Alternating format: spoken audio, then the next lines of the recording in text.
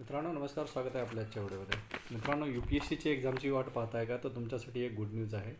4 February 2026 रोजी UPSCद्वारे IAS, IPS, IFS, IRS आणि त्या व्यतिरिक्त ग्रुप E आणि ग्रुप B यासाठी 333 पदावर भरती प्रक्रियेशी संबंधित एक नोटिफिकेशन आउट केलं आहे.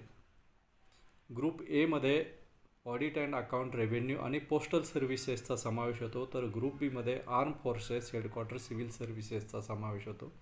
या व्यतिरिक्त अजूनही दुसरे असतील, परंतु तुमच्या माहितीसाठी फक्त या सर्व्हिसेसची मी नावं सांगितली. मित्रांनो, ॲप्लिकेशन सुरू होतं यासाठी तुम्हाला वन टाईम रजिस्ट्रेशन करावं लागणार आहे. दिनांक 24/2/2026 ग्रॅज्युएशन ही याची शैक्षणिक पात्रता असून त्याची वयोमर्यादा ही 21 ते 32 वर्षाची आहे.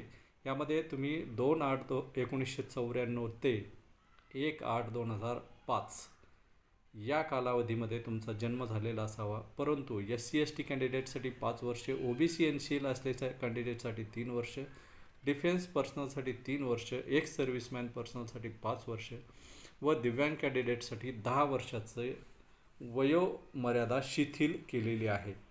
प्रिलिम्सची डेट त्यांनी फिक्स केलेली असून दिनांक 24/5/2026 रोजी प्रिलिम्स होईल.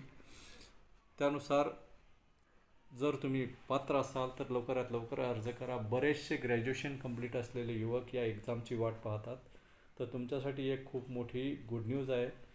तर मित्रांनो, तुम्ही जर पात्र असाल तर लवकरात लवकर अर्ज करू शकता, जेणेकरून तुम्हाला ह्या एक्झाममध्ये भाग घेता येईल. धन्यवाद.